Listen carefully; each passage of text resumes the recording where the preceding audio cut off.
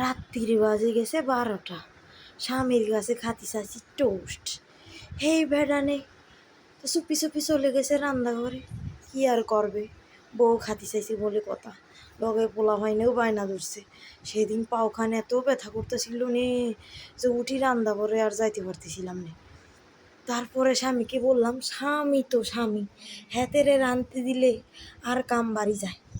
সে এখন দুধের পেস্ট বানাইছিল, গুঁড়া দুধ আর চিনি ব্লেন্ডারে ব্লেন্ড করে নিছিল, সেটা আবার ডিম দিয়া সুন্দর করে ফেড়াইয়া নিতেছিল। দেখেন সে কত মোশন করে বানাইতেছিল। তো মোশন করে বানাইতে যায় একখানা আকারে বেশি কড়াবাজি হয়ে গেছে, মানে প্রথমটাই কড়াবাজি হয়ে গেছে।